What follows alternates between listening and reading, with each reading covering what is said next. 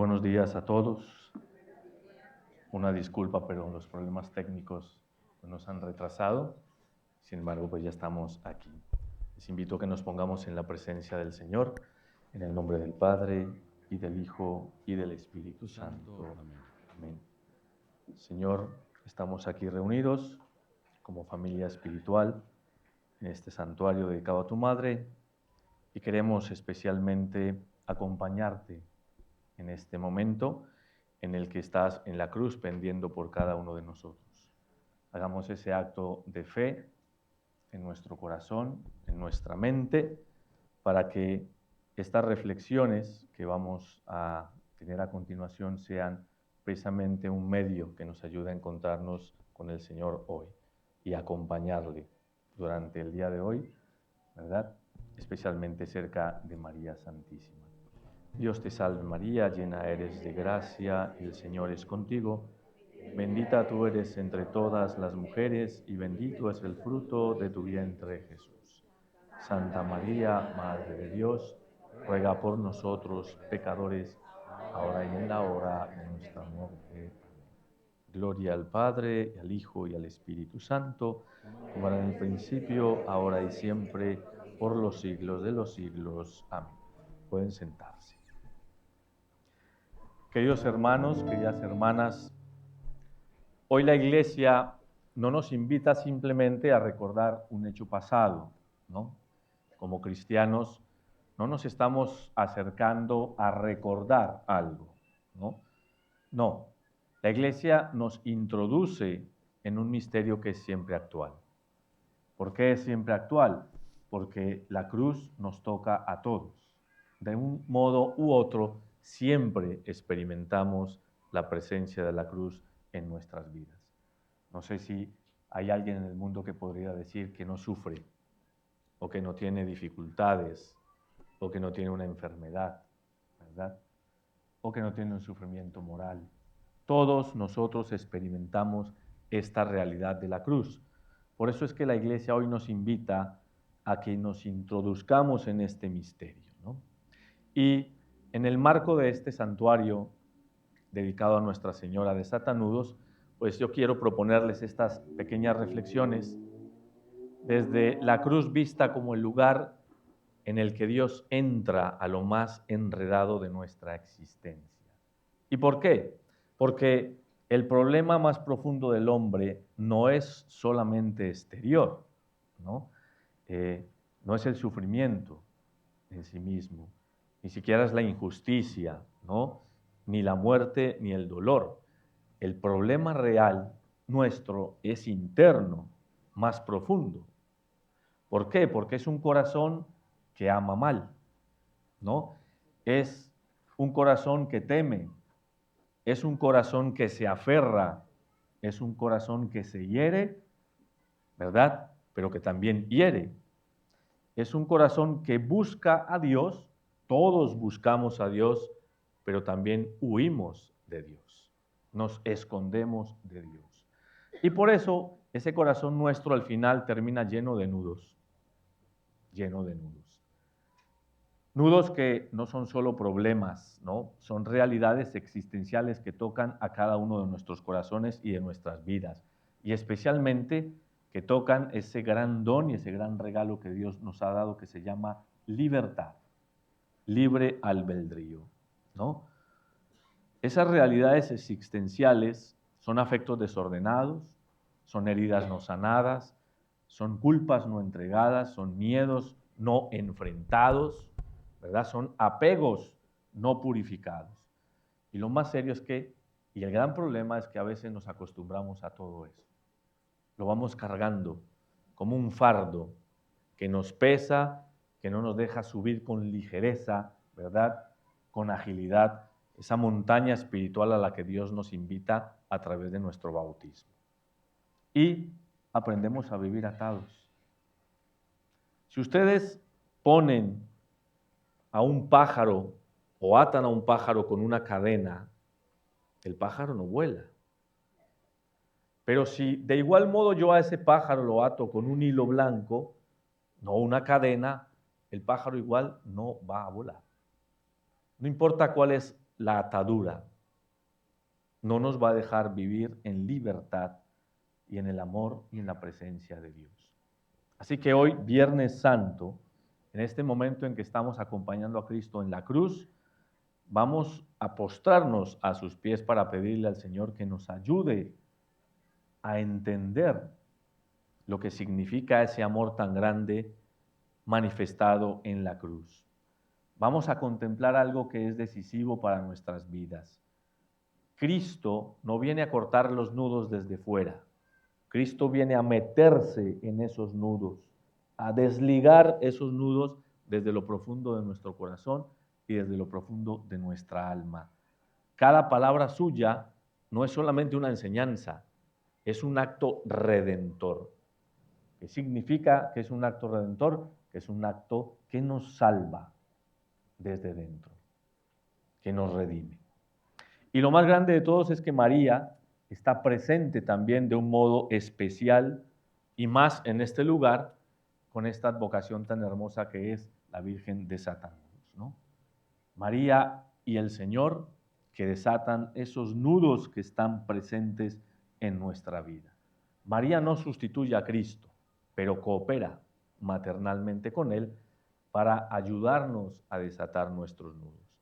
Por eso, esta predicación no pretende solo que entendamos, sino sobre todo que nos dejemos tocar por el Señor.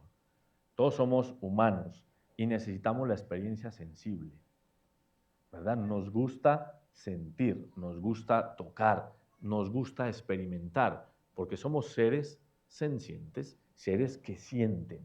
Así nos ha hecho el Señor.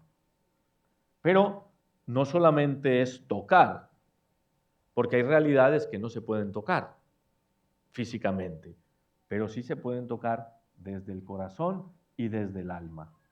Somos cuerpo y alma, una sola cosa, pero somos eso. Necesitamos tener entonces, queridos hermanos, al iniciar este momento de oración, tener nuestra mirada como la mirada de María al pie de la cruz. Yo les invito a que acompañemos a María hoy junto al Calvario de pie. ¿Y cómo vemos nosotros a María en el Calvario? ¿Una mujer fuerte al pie de la cruz? Sí, pero una mujer que sufre en silencio, contemplando con gran angustia esa separación que sufre de su hijo y sobre todo contemplando con gran angustia el abandono que el mismo Señor siente del Padre, porque ella también lo siente. Podemos pensar que María Santísima experimentó ese abandono, igual que el de su hijo. Yo creo que María, en esa hora suprema, en ese momento de sufrimiento profundo para su hijo, contempló esa revelación suprema del amor. Es como un nacimiento nuevo. Y seguramente a María se le vino la memoria de esa cueva en Belén, cuando su hijo nace, sin que ella hubiese planeado aquel lugar. Ya todos recordamos cómo sucedió. Los planes de Dios no son nuestros planes y Dios usa todas esas causas segundas en nuestra vida para hacer cumplir su voluntad santísima. Y para Jesús fue esa, nacer en Belén, en una cueva, en una roca, y ahora María se encuentra en una roca, porque el Calvario era una montaña, una pequeña colina a las afueras de Jerusalén, de la Jerusalén de ese entonces, hoy en día está dentro porque ha crecido la ciudad, una roca alta donde ajusticiaban, ¿verdad?, a los criminales. Y ahí estaba María, contemplando a Jesús, crucificado como un criminal. Pidámosle a María Santísima que nos acompañe en la contemplación de estas últimas palabras de su Hijo. Esas palabras esenciales en las que cada uno de nosotros debemos descubrir, ¿verdad?, el amor del Señor, el sentido de cuánto Dios ha querido hacer por nosotros. Y la primera palabra la encontramos en el Evangelio de Lucas. Padre, perdónalos, porque no saben lo que hacen. Yo no sé si ustedes han reflexionado profundamente en lo que significa esta primera palabra de Jesús en la cruz. Este hombre que ha sido juzgado, ¿verdad?, en un tribunal inicuo, que ha sido tratado como el peor de los criminales, golpeado, escupido, abofeteado. Este hombre que ha sido llevado ante los romanos, ante los paganos, que se han burlado también de él y que le han puesto una corona de espinas. Este dice que es el rey de los judíos. Bueno, vamos a hacerlo rey. Y le ponen el casco de espinas en su cabeza. Y no solamente le ponen el casco, sino que a bastonazo limpio se lo introducen en la cabeza para que no se le caiga. Y no solamente eso, empiezan a reírse y a burlarse de él. Salve, rey de los judíos. Este hombre que fue flagelado, ¿verdad?, del modo en que lo vemos en la sábana santa, ¿no?, flagelado brutalmente. Este hombre que contempló cómo Pilato discutía con su conciencia porque temía entregar a este hombre, porque lo veía justo, no veía ningún problema en él, pero a la vez temía perder su empleo, su cargo. Si no sueltas a ese, le vamos a decir al César. ¿Y cuántas veces actuamos nosotros como Pilato? Y Jesús vio y contempló eso. Y luego a través de todo el camino por el Via Crucis hacia el Calvario, las burlas del pueblo judío, las piedras que le llovían, los golpes de los soldados. Cuando llega al Calvario y lo tiran al suelo, lo desatan, lo desnudan y lo clavan. Y lo primero que dice Jesús es: Padre, perdónalos. Qué impresionante esto. Esto es verdaderamente un acto de amor que transforma nuestras vidas. ¿Cuántas veces nosotros no somos capaces de perdonar pequeñas ofensas, ¿no? Que nos miró mal, que nos dijo mal una palabra, que no me invitaron. Y sin embargo Jesús ama. Y todo comienza en el huerto de los olivos. A mí me impresiona mucho el huerto de los olivos. Creo que es el momento en el que podemos contemplar de un modo más profundo la humanidad de Cristo. Porque Cristo siente el peso del pecado. El Señor, Dios, reviste a su Hijo de pecado, no su alma. Él como hombre asume todo el pecado del mundo. Y ese pecado le aplasta. Y ese pecado le hace sufrir. Y ese pecado le hace temer. Y ese pecado le hace sudar sangre. Y Jesús le dice: Padre, si es posible, aparta de mí este cáliz. Porque siente ese dolor, esa angustia. Él que es todo santidad, está hecho todo pecado. Y en el huerto de Getsemaní, ese combate comienza. Y luego ese camino de la cruz. En el mismo huerto de Getsemaní, nosotros escuchamos a Jesús decir: yo soy, cuando van a buscarle. Buscamos a Jesús de Nazaret y Él se adelanta y dice: yo soy, ¿no? Yo soy, recordándonos esa expresión que Dios dirigió a Moisés en la zarza. ¿Se acuerdan? Cuando le preguntó Moisés: bueno, tú me mandas con el faraón. ¿Y qué le digo yo al faraón y a los judíos? ¿Que quién me manda? Y Dios le dice: yo soy. Jesús vuelve a repetir aquí ese yo soy, demostrando su divinidad. Y ese yo soy se manifiesta también cuando Pilato le presenta ante la turba y le dice: ecce homo, aquí está el hombre, después de haberlo azotado, ¿no? Y se los entregó para crucificarlos. ¿Cuánto tenemos que aprender, queridos hermanos, a perdonar? Gracias a Dios, Dios no es como nosotros. Porque si no, yo creo que apague y vámonos, no habría ningún sentido. Dios hubiera podido inventarse, no sé, la confesión diciendo: miren, una vez en la vida se pueden confesar. ¿Ustedes se imaginan eso? Una vez en la vida. De hecho, Al inicio de la iglesia, la confesión era una vez en la vida. Las primeras comunidades cristianas se confesaban una sola vez. Y los cristianos que pues experimentaban lo mismo que experimentamos todos aquí, nuestra gran debilidad, pues esperaban hasta el final, ¿no? Hasta cuando eran viejitos para confesarse. Nadie les aseguraba. Pero Dios es más grande que nuestra miseria. Es más grande que nuestro egoísmo. Es más grande que nuestros cálculos humanos. Es más grande que nuestra propia debilidad. Conoce nuestra debilidad. Sabe de nuestra debilidad. Y yo me atrevería a decir, ama nuestra debilidad. Porque es a través de la debilidad de cada uno de nosotros cómo Dios puede actuar y puede entrar en nuestra vida. Si nosotros no tuviéramos problemas, si fuésemos perfectos, pues no necesitaríamos a Dios. Pero es todo lo contrario. Somos débiles, pecadores, miserables. Pedimos perdón y pasa el tiempo y estamos otra vez tropezando en lo mismo. Y a Dios no le importa. Lo único que quiere es que nosotros acudamos a la misericordia de Dios y pidamos perdón. Y el Señor en el Calvario no se enoja.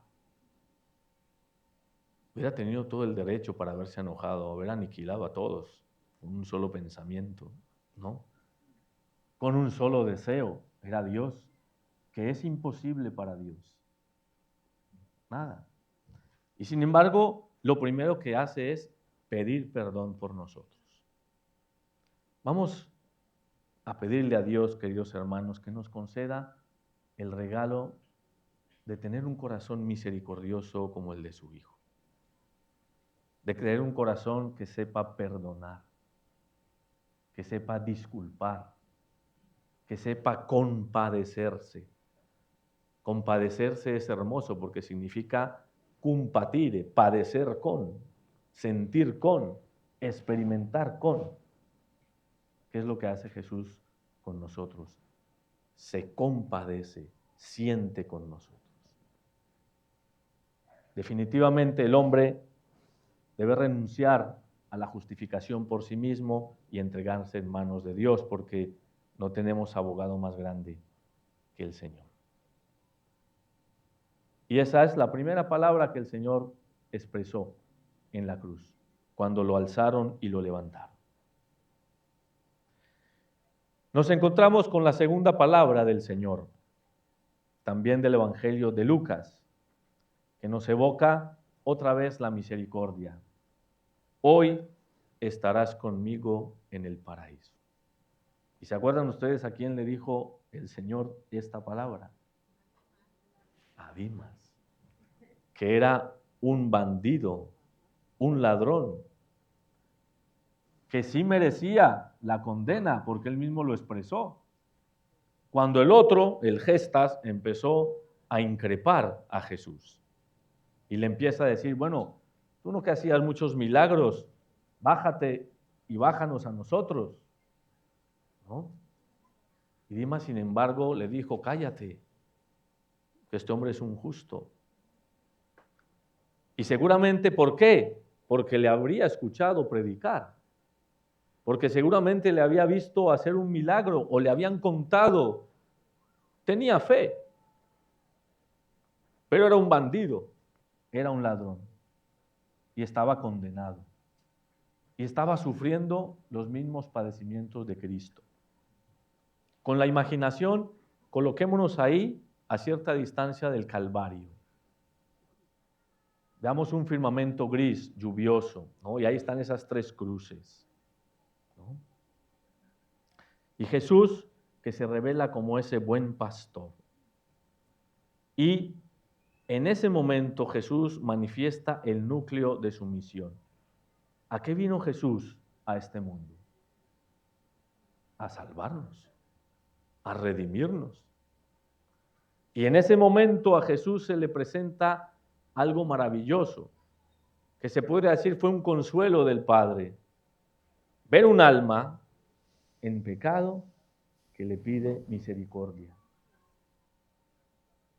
Y Jesús le abre su misericordia. Ante ese dolor horrible de aquellos crucificados, el Señor solo piensa en el amor.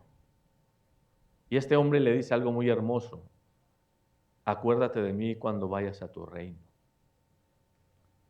¿No? Qué hermoso. Es un consuelo para el Señor en la cruz.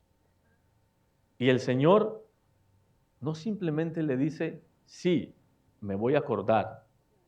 Le dice, hoy mismo. Imagínense. Qué maravilla, ¿no? Hoy mismo estarás conmigo en el paraíso. Tremendo. Esta escena es maravillosa porque vemos ese amor de Jesús que se hace acto. En la cruz se resume toda la historia de la salvación, hermanos. Y no tenemos que temer la cruz en nuestra vida. Nos da miedo la cruz. Nos da miedo sufrir. Nos da miedo el dolor. Nos da miedo la muerte. Pero no tiene que ser así. La cruz es el instrumento de salvación que Dios se escogió. Por eso, todo sufrimiento humano está sostenido por la cruz. Por eso nadie puede sufrir más que el Hijo de Dios. Y el Hijo de Dios ha tomado todo sufrimiento y lo ha cargado y lo ha puesto en la cruz. Todo dolor, moral, físico, espiritual, psicológico, cualquier dolor, el Señor lo asume y lo asume por cada uno de nosotros.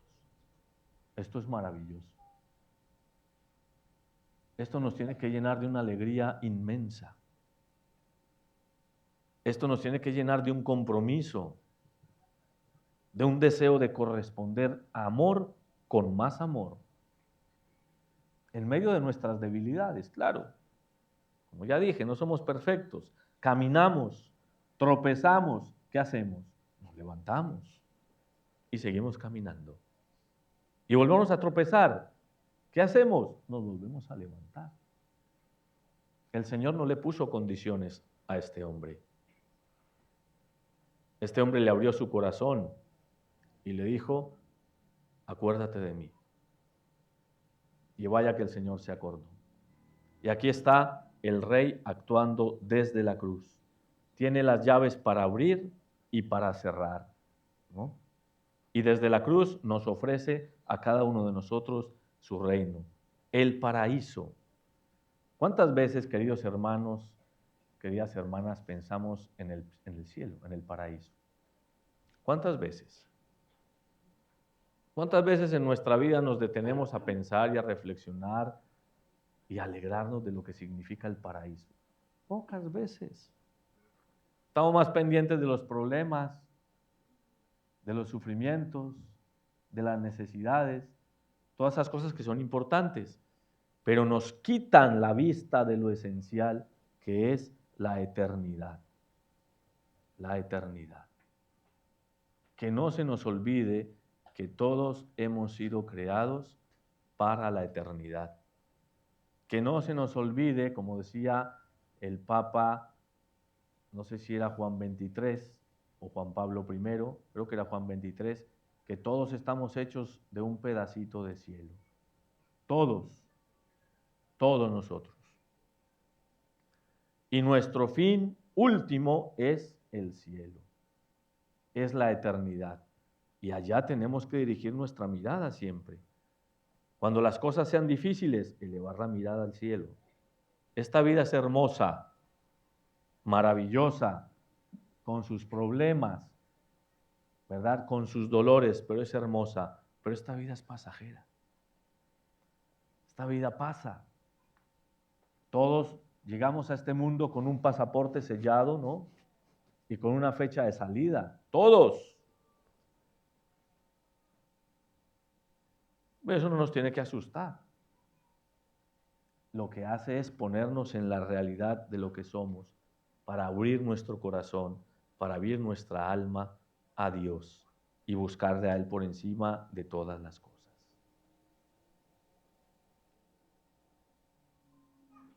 La tercera palabra que les invito a reflexionar es el momento en que el Señor ve a María, su madre, y a Juan, su discípulo. ¿Y qué dice el Señor? Mujer, ahí tienes a tu hijo. Y luego le dice al discípulo, ahí tienes a tu madre. Es increíble que el Señor nos regale a María, su única posesión, a todos nosotros. Porque en San Juan el Señor nos da a María. Y también nos demuestra otra cosa más. Jesús, el Señor, sigue pensando en nosotros, no está pensando en Él. Siempre está pensando en nosotros. Y nos entrega a María. La revelación del amor de Dios tiene que continuar hasta el final. A Jesús aún le falta el mejor de sus regalos, ¿no? El que nada tiene, desnudo sobre la cruz, posee algo aún más enorme que quiere darnos, que es una madre. Y nos la entrega en el Calvario, en la cruz. Y San Juan lo puso en su evangelio porque él estuvo ahí, al pie de la cruz con María. Y de algún modo esa escena nos recuerda otra escena que pasó 3, 4 años atrás de ese momento, las bodas de Caná, ¿no? La idea profunda en San Juan es que María no aparece sino hasta el momento oportuno. ¿Quién es la que obliga al Señor a hacer su primer milagro? María, en las bodas de Caná. Cuando María, todo el mundo en la juerga, ¿verdad?, se da cuenta que los novios están preocupados porque ya se les acabó el vino. Y para una boda judía, eso era un tema muy delicado. Que no hubiera vino. Pudieran no haber novios, pero el vino sí tenía que estar en la boda. Además, porque las bodas de los judíos, el festejo judío es de una semana. Entonces, María se da cuenta que estos pobres novios están ahí ya sufriendo y le dice a su hijo.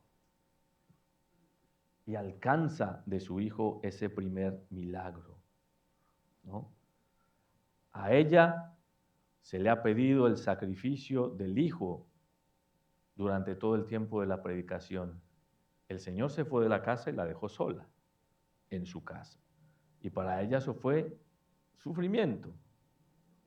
La alejada por el hijo es un misterio en los años de su misión, porque el Señor se tuvo que ir a caminar por las sendas de Palestina y de Galilea, y María se quedó sola, ¿no?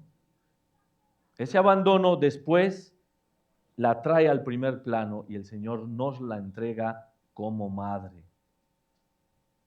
como Nuestra Señora, como nuestra intercesora. Nosotros no adoramos la Virgen, como dicen nuestros hermanos cristianos. No, la amamos profundamente y la veneramos profundamente porque María es una poderosa intercesora. ¿Qué hijo le puede negar algo a su madre? Es sentido común. Y el Señor nos quiere dar a María. Nos la entrega como su madre. Y este fue el último regalo que nos hace Jesús antes de morir. Y aquí podríamos preguntarnos todos, ¿tenemos a María como madre en nuestra vida espiritual? María es nuestra madre espiritual. A ella acudimos constantemente a pedir auxilio, luz, protección, intercesión. Y ojo, que si nosotros amamos a María y queremos ser buenos hijos de María, lo más importante es imitar a María. Solamente pedirle, es imitarle. Y María es un gran testimonio en muchas de nuestras virtudes cristianas. La primera de todas, la fe. Una fe inquebrantable. Una fe sostenida con el pasar del tiempo y del sufrimiento. Una fe única. Pero luego su gran pureza de corazón y de mente, la inmaculada concepción.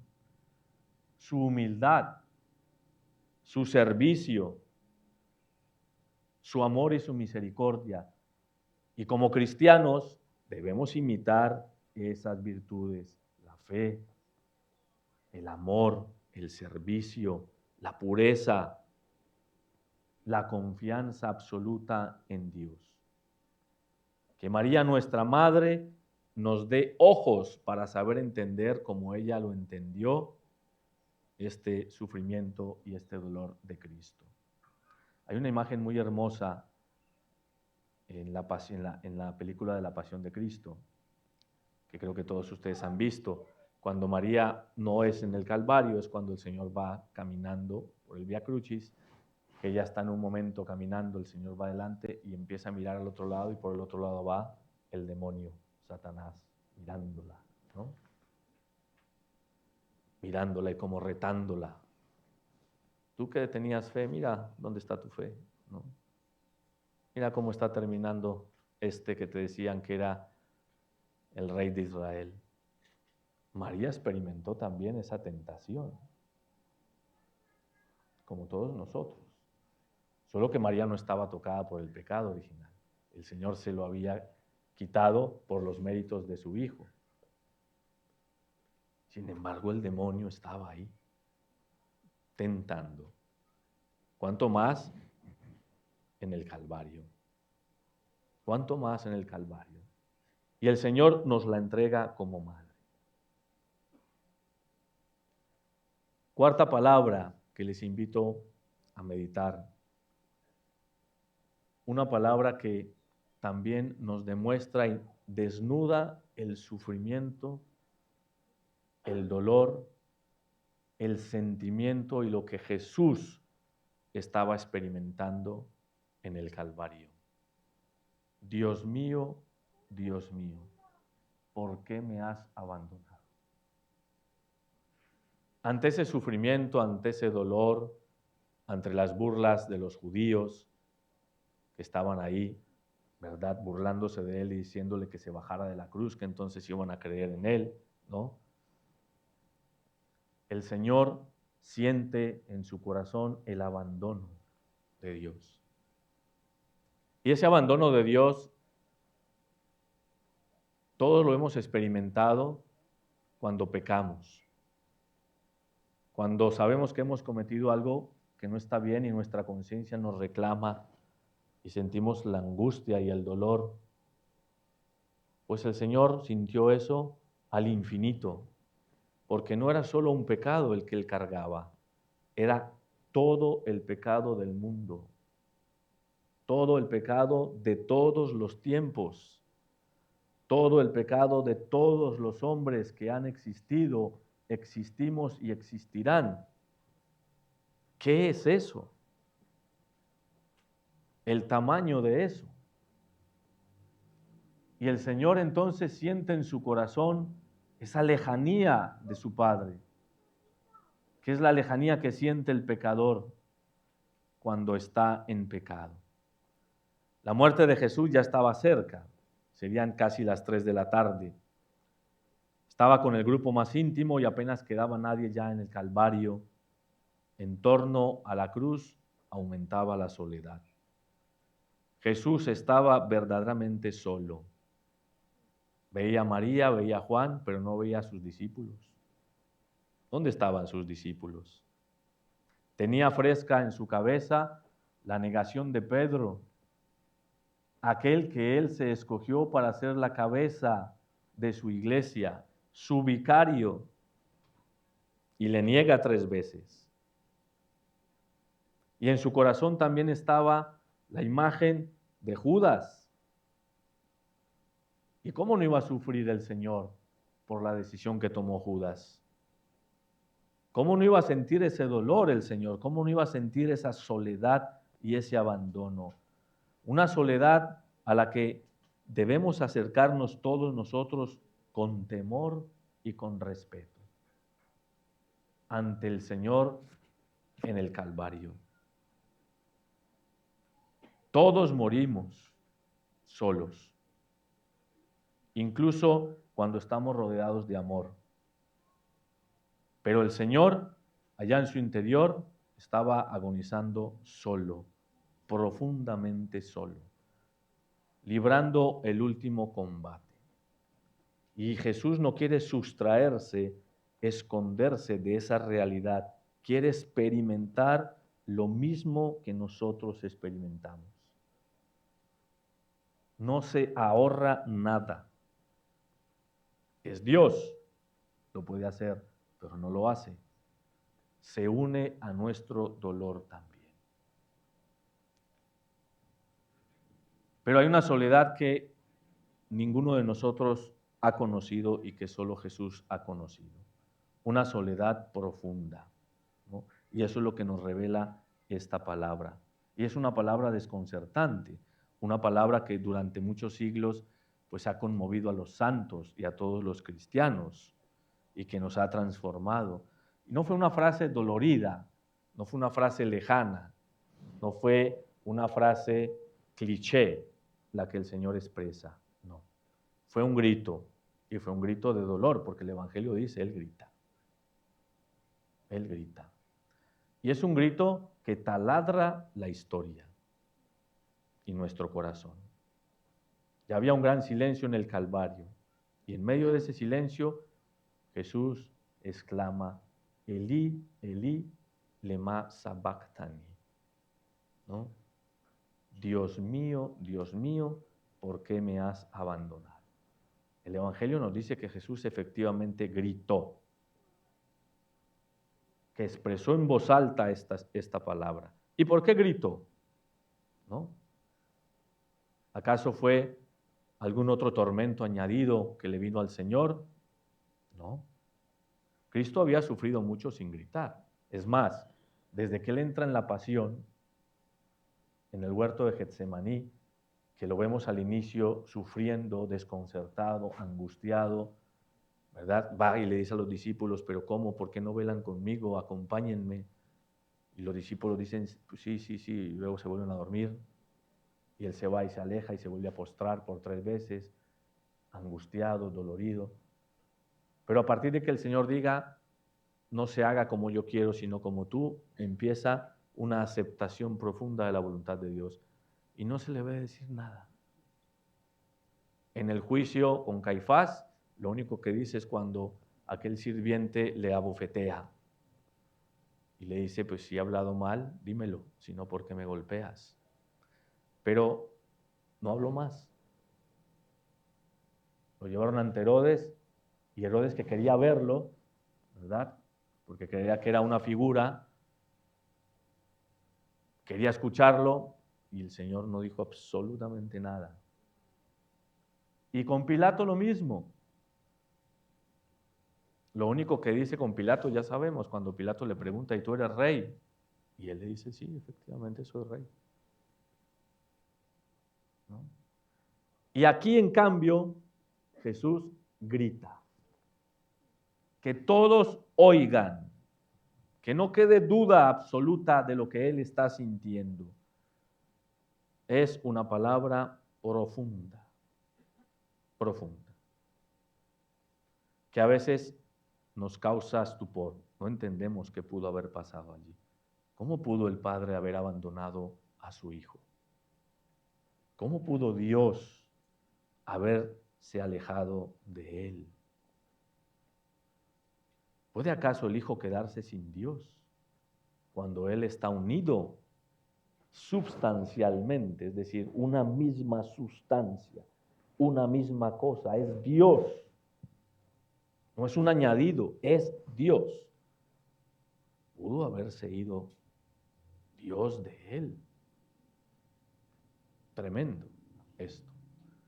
Pero lo que nos demuestra esto es que el pecado es de tal perversidad, el pecado es tan terrible, es un daño tan horrible que tiene unas consecuencias profundas en nuestro corazón, en nuestra vida, en la sociedad, que el Señor vivió y aceptó.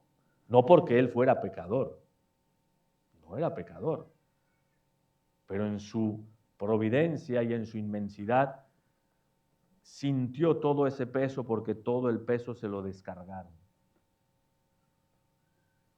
Qué hermoso.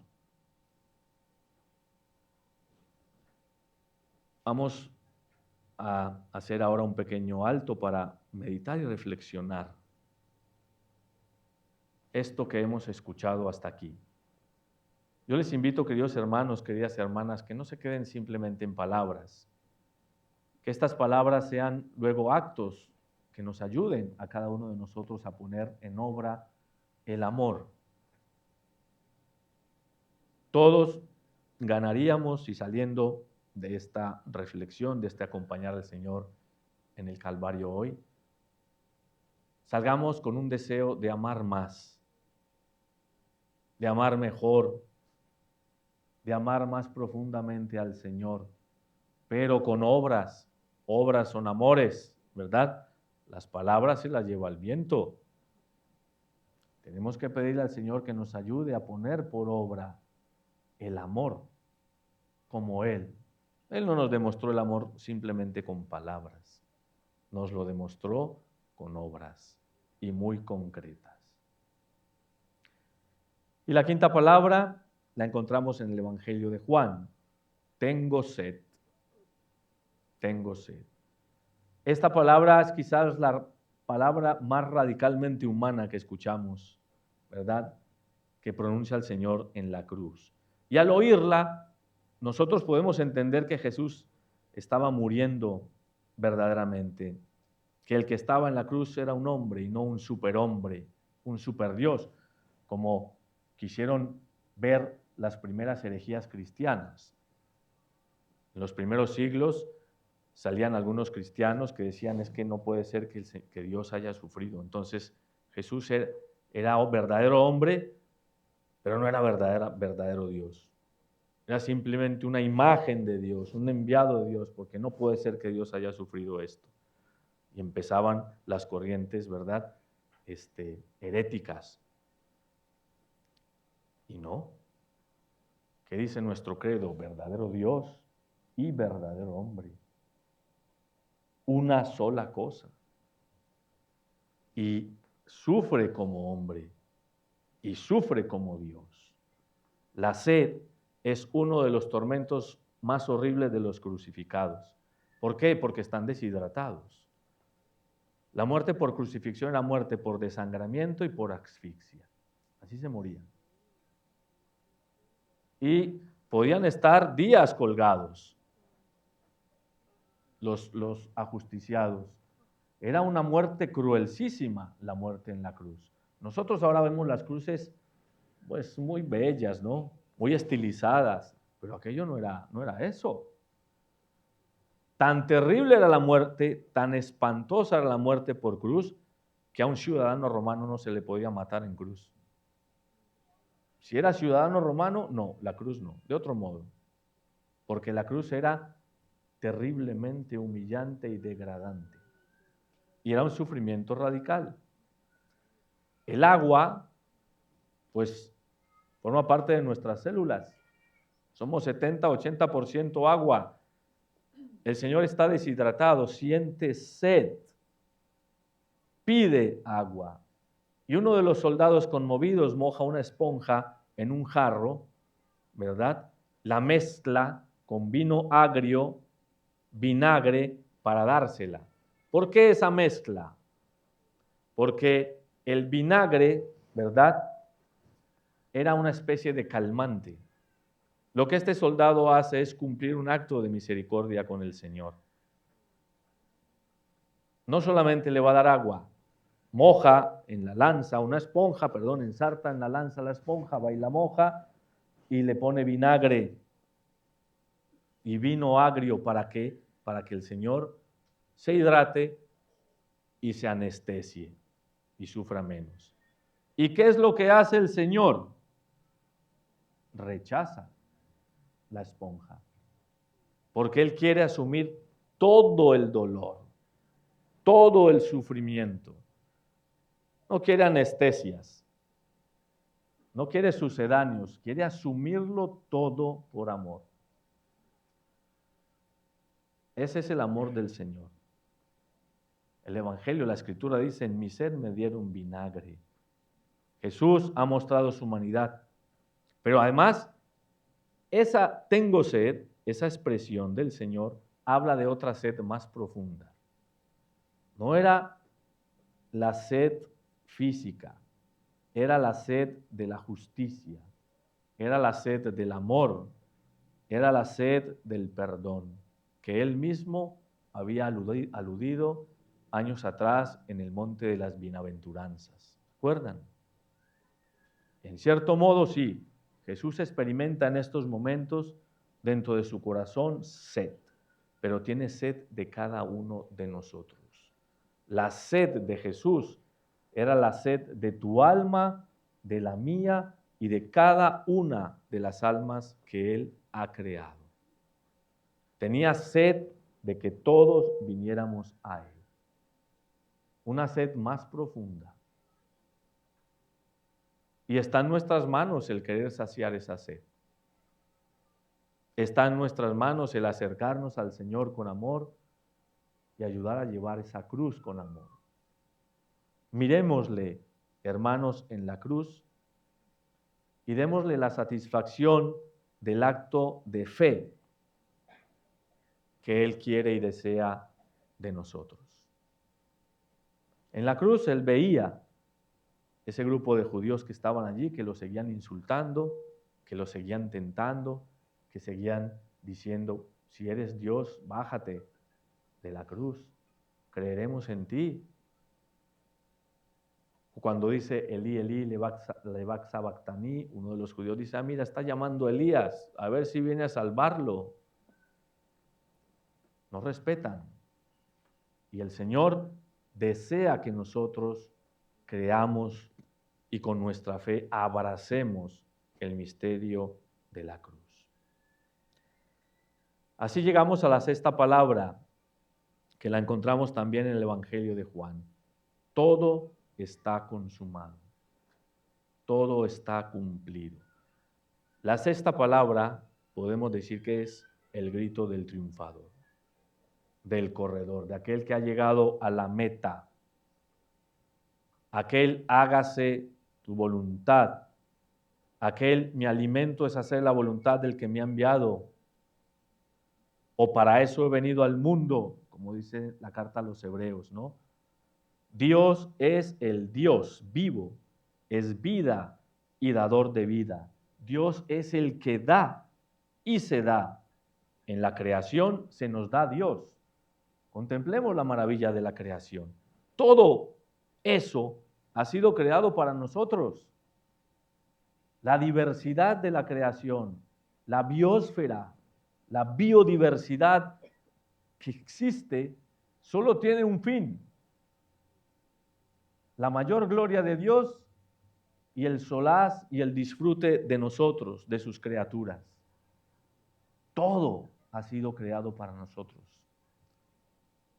Imagínense la diversidad de animales, la diversidad de las plantas. ¡Cuánta maravilla de Dios para mí! Pero no solamente la creación, además de la creación, la encarnación como un regalo. Dios que se hace hombre para salvarme. ¡Qué regalo! Esa plenitud de Jesús, que es el Hijo de Dios hecho hombre, nos lo fue revelado. Y por eso, con esas palabras, el Señor se revela también como Dios. Asume nuestra humanidad y nos introduce a la divinidad. Ahora Jesús está llegando a las puertas de la muerte. Y yo creo que Jesús en este momento contempla todo lo que hizo. su encarnación, Belén, los tiempos en Nazaret, 30 años en Nazaret, qué misterio.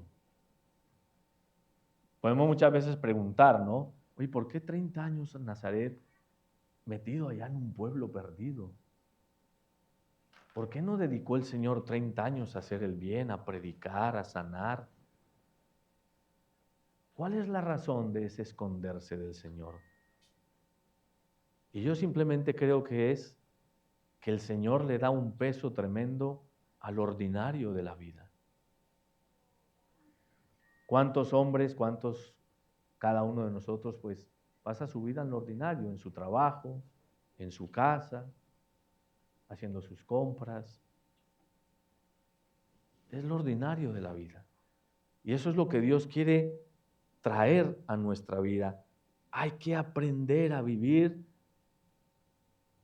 extraordinariamente lo ordinario, a saber valorar todo lo que Dios nos regala. Y ahora, a punto de morir, en esta sexta palabra, Jesús, la última definitiva palabra de Dios al mundo, Él puede decir, mirando hacia atrás, viendo su predicación, todo lo que ha hecho es, todo está cumplido. Vino a cumplir la voluntad del Padre y cumplió todo lo que estaba dicho de Él en las Escrituras. Todo está cumplido. Él ha revelado la obra del Padre y nos invita a que nosotros también vivamos en nuestra vida esa actitud de cristianos, de criaturas, y que podamos llegar al último día de nuestra vida diciendo, pues todo está cumplido. Todo lo que Dios me pidió, todo lo que Dios me regaló, todo lo que Dios quiso de mí, lo hice del mejor modo que pude. Y todo está en manos de Dios. Qué hermoso que podamos entregar nuestra vida así como la del Señor. Cumplirlo todo. El Señor vino a este mundo solamente para eso. Manifestarnos el amor de Dios, para quitarnos el miedo a morir, ¿verdad? Para quitarnos el miedo a nuestra debilidad y a nuestra miseria. La vida del hombre no es solo nacer, vivir y morir, como muchos creen. La vida del hombre es nacer, vivir, morir. ¿Y qué falta? Resucitar. Esa es la vida del hombre. Y eso es lo que todos estamos llamados a vivir en nuestra propia vida. Por el miedo a morir se dan muchos atropellos en la historia de los hombres. Lo vemos cada rato, ¿no? ¿Cuántos desesperos en nuestra vida? El que pierde el trabajo, el que pierde un examen, ¿no? Un fracaso en la carrera, un fracaso en el amor, ¿no? O el llanto del niño al que le falta el amparo de su madre. O el capitalista que quiere tener mucho dinero y al final no tiene, ¿no? El hombre de negocios que ve que no salen sus negocios. Los mismos avances de la ciencia, tantas cosas que vamos viendo en la vida, ¿verdad? A lo que tenemos miedo de fracasar. Y sin embargo Dios nos invita a superar los miedos, a dejar las ataduras, a dejar que Él vaya desenredando nuestra historia y nuestra vida. ¿No les pasa, queridos hermanos, que muchas veces cuando nosotros tenemos claro por dónde tenemos que ir, sabemos que Dios nos pide esto, ¿no? Que tengo que cumplir la voluntad de Dios, los mandamientos, la ley. Y estamos buscándole el quiebre a ver cómo nos vamos por otro lado, porque es que me gusta más por aquí. ¿No terminamos más enredados, con más sufrimiento, con más dolor, con más heridas, con más problemas? Claro que sí, claro que sí. Mientras si vamos por donde Dios nos marca el rumbo, a veces no nos gusta tanto, porque Dios a veces pues nos pide ciertos sacrificios para nuestro bien. Pero si vamos por ahí, bueno, nos va a costar, pero si lo ofrecemos a Dios, pues nuestra vida va a estar serena, en paz, porque vamos por donde Dios nos está mostrando, no por donde nos estamos enredando nosotros cada vez más. Pidámosle al Señor que nos dé la gracia de romper esos miedos también y de entender ese consumatum est. Todo ha sido cumplido, todo por amor, por amor.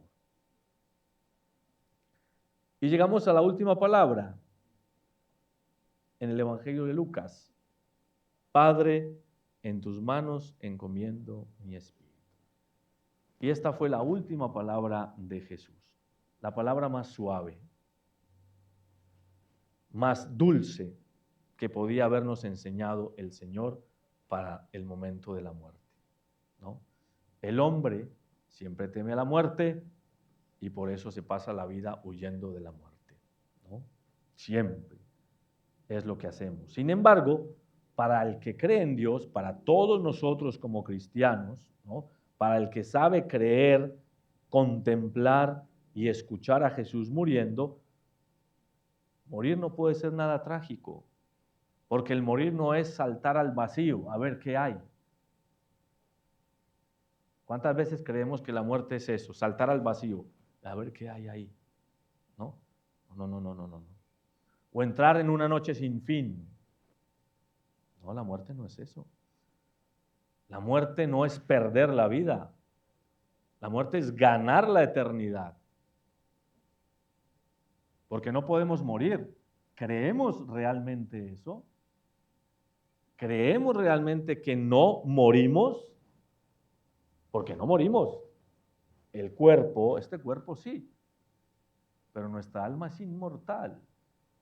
Nuestra alma tiene un principio, pero no tiene un fin.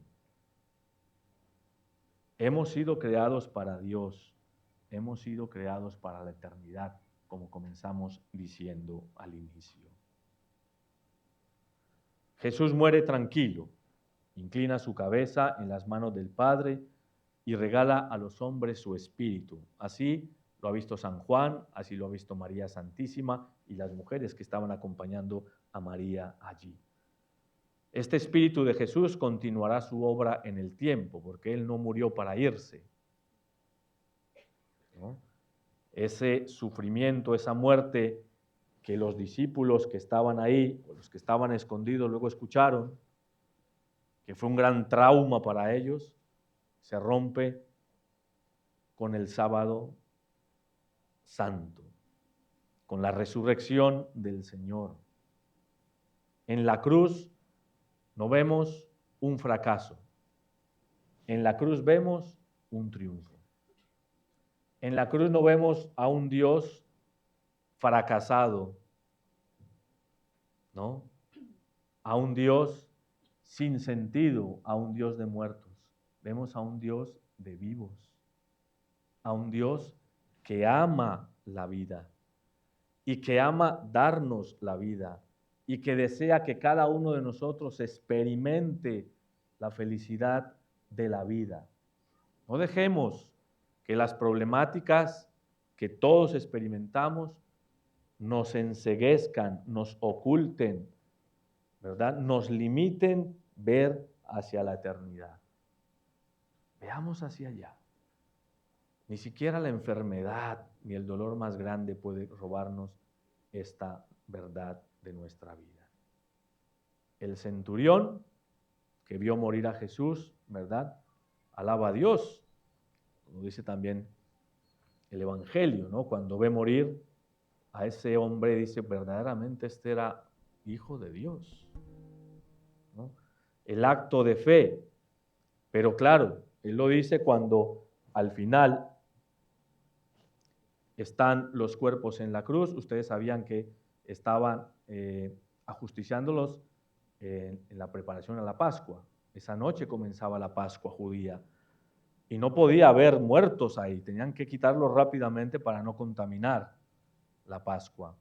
Y por eso los soldados empiezan a quebrarle los pies a los crucificados. Porque como la muerte por cruz es asfixia, los crucificados, si ustedes se dan cuenta, tenían estaba la cruz y tenían como un tabloncito en los pies, que se los ponían para que ellos, cuando estaban sintiendo que se estaban quedando sin aire, pudieran empinarse un poco y respirar, y alargar la agonía, y alargar la muerte.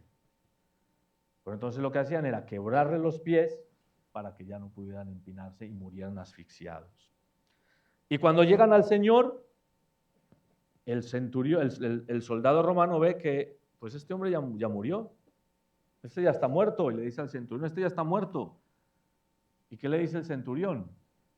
Cerciórate que esté muerto.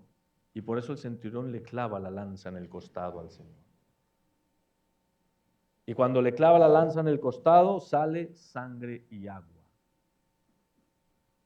Agua que sale del corazón cuando ya no hay nada, cuando no hay sangre. Pero esa agua y esa sangre mezclada, dice la tradición, le cayó al soldado, al centurión. Y esa sangre y esa agua fue la que convierten al centurión. Cuando dice y expresa, este hombre es verdaderamente el Hijo de Dios. Y es a través de esa imagen del Sagrado Corazón de Jesús de donde vienen los sacramentos de la Iglesia y la devoción al Sagrado Corazón de Jesús.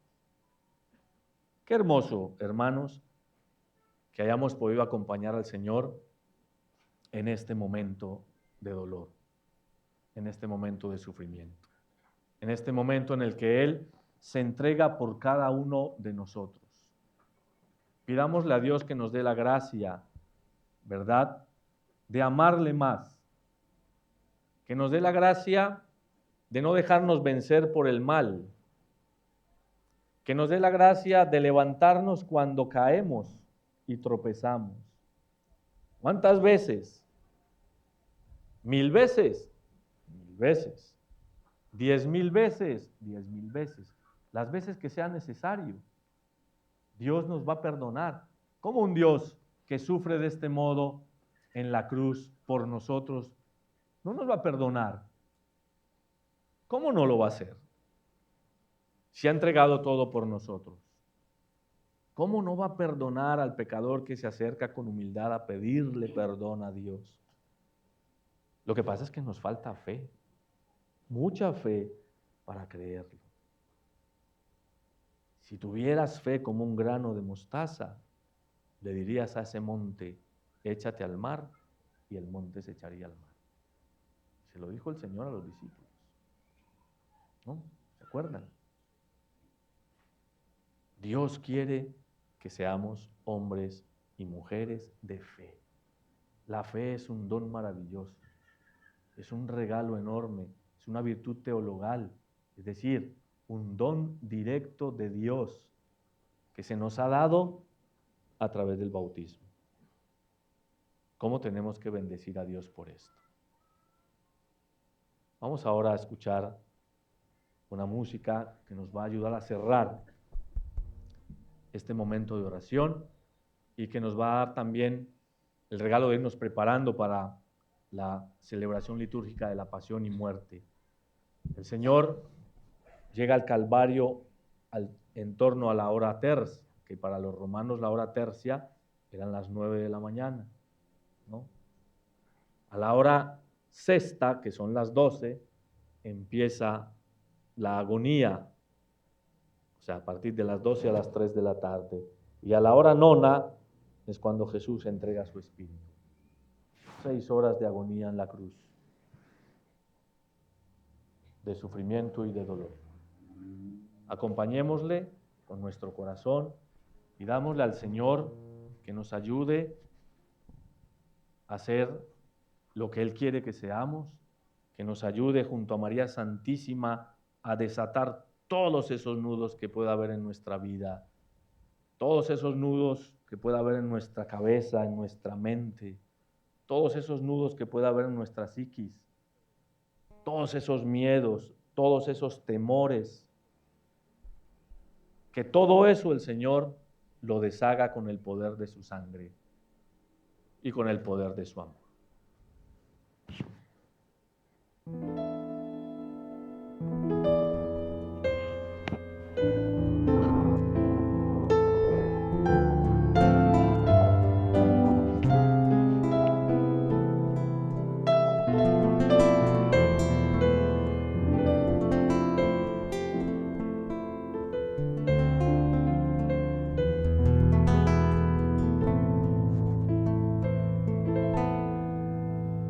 Los recuerdos que llenan mi mente,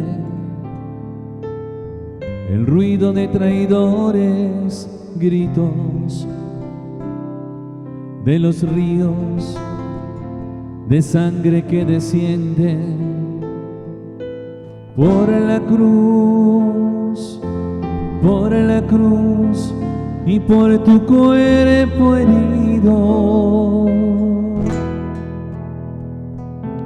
El silencio, cansado de palabras, la oscuridad que cubrió el cielo, el viento suave que se hizo fuerte, y el templo débil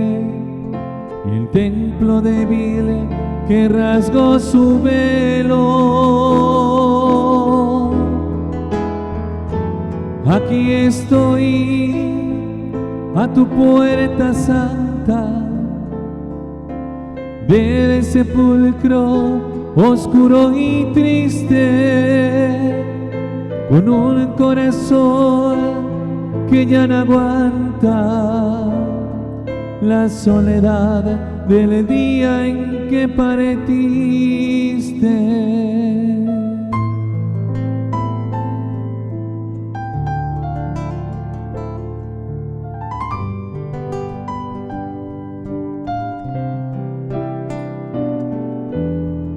Resucita mi vida, la tuya y la mía.